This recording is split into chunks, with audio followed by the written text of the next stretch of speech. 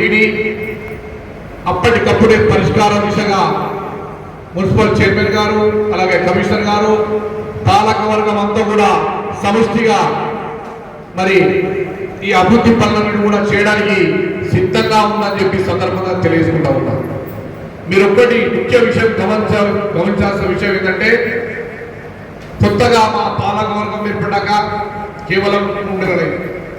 3 నెలల కాలంలోనే మేము ప్రజల దగ్గరకు వచ్చి మీకు కావాల్సిన సమస్యలు మీకు అప్పటికప్పటికి మీ పరిష్కారాలు ఇల్లు కానివ్వండి, డ్రైనేజ్ వ్యవస్థ కానివ్వండి, మంచి ఇల్లు కానివ్వండి, మరి దోమల బెడద కానివ్వండి, కుక్కల బెడద కానివ్వండి, కోతుల బెడద కానివ్వండి, ప్రతి విషయాల్లో మేము మున్సిపల్ నుండి మా పాలక వర్గం అంతా మా చైర్మన్ కృష్ణరెడ్డి గారి ఆధ్వర్యంలో ప్రతి ఒక్క కార్యక్రమాన్ని విజయవంతం చేయాల్సిన బాధ్యత మా పైన ఉన్నది. అలాగే ప్రజలందరి సమస్యలు తెలియజేయాలని కోరుకుంటూ ప్రభుత్వం చేపడుతున్నటువంటి ఈ పథకం, అందులో భాగంగా ప్రతి వార్డులో మున్సిపల్కి సంబంధించినటువంటి చైర్మన్ నేను, మనందరూ నాయకులు, కౌన్సిలర్లు, మాజీ కౌన్సిలర్లు, ఇంతకుమున్నటువంటి ప్రజాప్రతినిధులు, ప్రజల సమక్షం లోపల మనకు వార్డుకు సంబంధించినటువంటి సమస్యలు, తర్వాత సమస్యలతో పాటు మన వార్డు అభివృద్ధికి కావాల్సినటువంటి ప్రణాళిక రచించుకోవడానికి మనకు ఒక మార్గం కల్పించుకోవడం.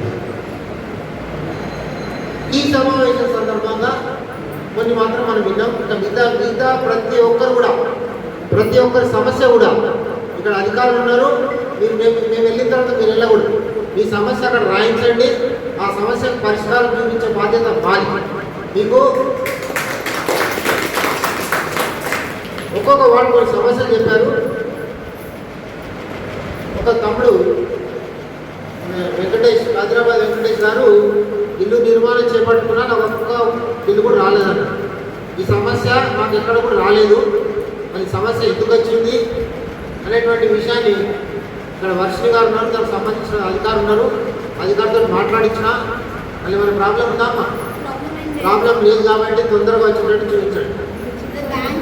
ఓకే, ఎందుకంటే ఇందిరమ్మ ఇళ్ళ పథకం అనేటువంటిది ప్రతి ఒక్క నిరుపేదకు గృహం ఉండాలి, ఉండడానికి ఇల్లు ఉండాలి అనే ఒక సదుద్దేశంతో ఏర్పాటు చేసినటువంటి పథకం. ఈ పథకంలో పోయిన గత సంవత్సరం నుంచి కూడా ఎంతో మందిని అప్లికేషన్ అడుగుతూ ఉన్నాం.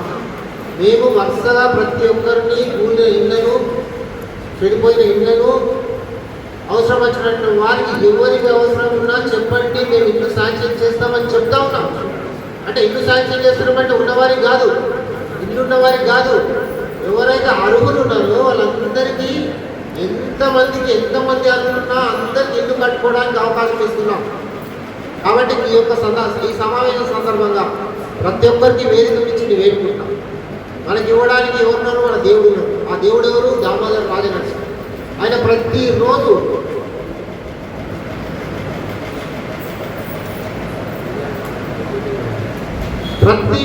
మమ్మల్ని వెంటాడుతూ ఉన్నాడు. ఇక్కడ ప్రవీణ్ గారు ఉన్నారు, నాగరాజు గారు ఉన్నారు, మా గౌరవనీయులైనటువంటి వైస్ చైర్మన్ గారు, ఇక్కడ ఉన్నటువంటి నాగరాజు, శ్రీకాంత్, అందరు కౌన్సిలర్ ఉన్నారు.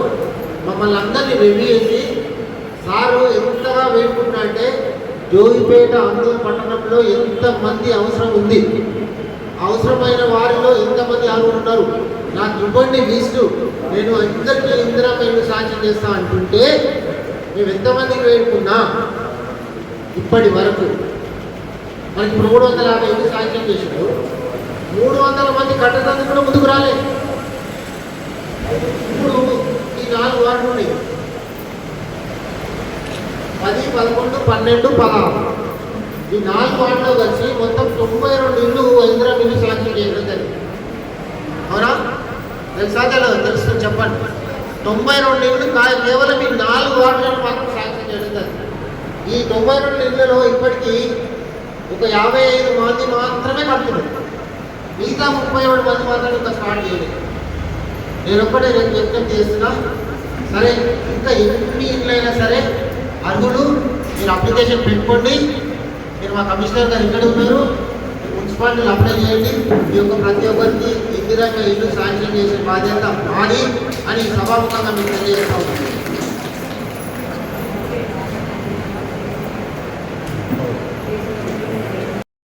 ఇవ్వకుండా ఓటకు కోల్పోయినట్టయితే మళ్ళీ మీరు జిల్లా కలెక్టర్ కానీ లేదంటే ఈఆర్ఓ ఆర్టీఓ దాని దగ్గర అప్పీల్ పోవాల్సి ఉంటుంది. ఇక్కడ ఎంఆర్ఓ కానీ కమిషనర్ కానీ మీ కౌన్సిలర్ కానీ చైర్మన్ కానీ వీలో కానీ ఎవరి చేతిలో ఉండదు. ఇది 26 నుంచి స్టార్ట్ అవుతుంది. దీన్ని కూడా అందరూ కొద్దిగా ఎవరైతే చదువుకున్న వాళ్ళు ఉన్నారో చుట్టుపక్కల వాళ్ళని చెప్పి ఇది బీరో కూడా మీ ఇంటిని కంపల్సరీ వస్తారు. బీరో వచ్చి 3 సార్లు 3 సార్లు వస్తారు. 3 సార్లు ఇంటికి పోయి విజిట్ చేసి తర్వాతనే వాళ్ళు కన్ఫర్మ్ చేసుకోవడం జరుగుతుంది. కాబట్టి ఇంటి కార్యక్రమాన్ని కూడా రాబోయే కాలంలో మీరందరూ సహకరించి మన అన్ని రకాలుగా ఆందోళన పట్టణంలో అన్నిట్లలో కూడా మనం అన్ని సర్వేలో కూడా మనమే ముందు ఉంటాం. ఎందుకంటే ఆందోళన మండలకు మరి మంత్రి గారు వచ్చిన వేరే విషయం తెలియదు, కానీ చాలా సర్వేలో కూడా మనం ఇప్పుడు సెన్సెస్లో మనమే 95% టాప్లో ఉన్నాం. అంతకుముందు ఫ్రీ ఎస్ఐఆర్ మ్యాపింగ్ కూడా, అంటే ఇప్పుడు మీకు ఎస్ఐఆర్ మ్యాపింగ్ ముందుగా మీరు చేశారు, అందులో కూడా 80% మనమే ఉన్నాం. ఏ విధమైన అది స్కీమ్సే కావచ్చు సర్వేలో కావచ్చు, కానీ మన వాళ్ళు బాగా సహకారం చేస్తున్నారు. ముందు ముందు కూడా ఇదే ఉరవాడి కొనసాగించాలని కోరుకుంటూ ఇక్కడికి ఈ అవకాశం ఇచ్చిన పెద్దలకి వార్డు ప్రజలందరూ కూడా ధన్యవాదాలు తెలియజేస్తున్నాను. Thank you. ఈ సమావేశానికి వచ్చేసినటువంటి గౌరవ చైర్పర్సన్ గారికి మరియు వైస్ చైర్పర్సన్ గారికి, కమిషనర్ గారికి, పాల్గొన్నటువంటి ప్రతి కౌన్సిలర్కి, పూర్వ ప్రముఖులకు, స్టాఫ్ అందరికీ కూడా ధన్యవాదాలు తెలుపుతున్నాము. ధన్యవాదాలు. సమస్యలు మనం ఉంటే అక్కడ చెప్పి రాయించండి.